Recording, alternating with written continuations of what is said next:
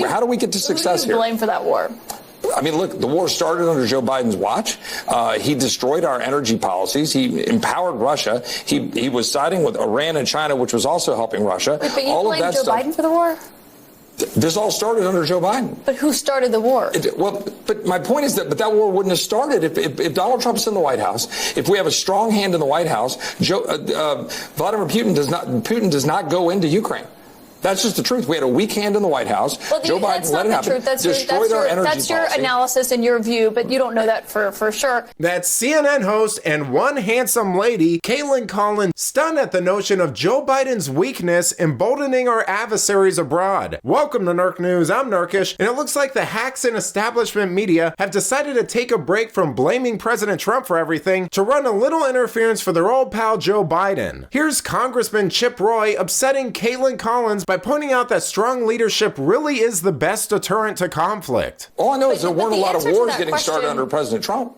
But my in his 4 years, what wars started under President Trump? My point of the answer to that question was that Putin started this war and Russia started this war. Do you disagree with that? Well, Putin obviously invaded Ukraine, but the reason that happened was because of weakness from the United States. Our foreign policy matters. When we absolutely give away the field on energy, when we make bad decisions in terms of who we're siding with around the globe, and we strengthen the hand of Putin, then he walks into Ukraine, then we throw money at Zelensky and say, okay, here you can have all the resources you need to keep funding a war, which, but where was Europe in a lot of that? Yes, I know they contributed some, but we were funding the lion's share of that. And then you wonder, well, why is this getting perpetuated when Ukrainians are dying and now they can't even recruit enough people to fight the war?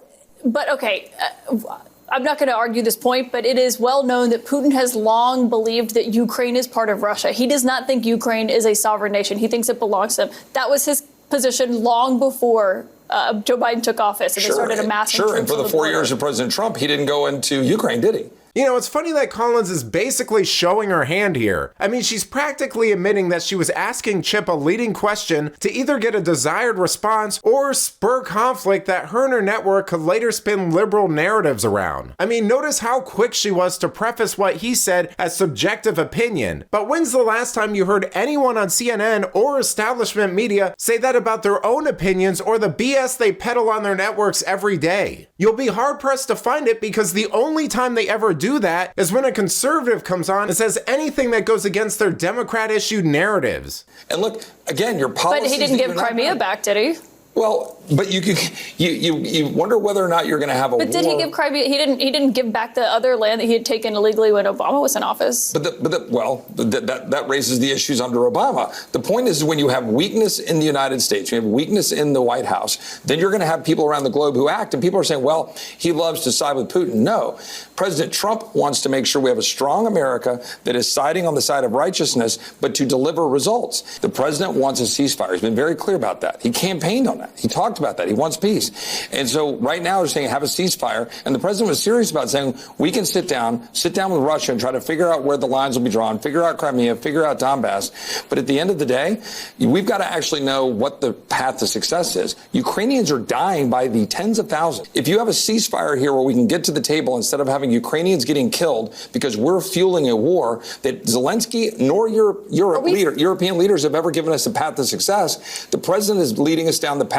of peace. Yeah, well, we'll see. But it's completely insane how clueless the left seems to be about real threats in the world and the strength and discipline required to handle them. Because their foreign policy always boils down to submissive international therapy sessions and throwing money at the problem. I mean, Biden projected vulnerability through his handling of Afghanistan and initial response to Ukraine. His multilateral alliance-driven approach has been proven to be ineffective, and the large-scale support he offered was too slow, overly cautious, and lacked a clear victory strategy that only served to prolong the war instead of ending it. By comparison, Trump is focused on results. His aid is limited but decisive, like providing javelins, and his assertiveness and willingness to use sanctions maintains stability. More importantly though, he's focused on unilateralism and American leverage, more aligned with the interest and needs of the taxpayers funding these wars. His skepticism of NATO and foreign aid keeps us out of quagmires, which is something liberals and establishment media hacks used to pretend to support. But let me know what you think. Would Putin have invaded Ukraine on Trump's watch? Let me know in the comments, and if you enjoyed this video, please give it a like and subscribe to the channel. That stuff really does help us out. Until then, this has been Nerk News. Thanks for watching. Bye.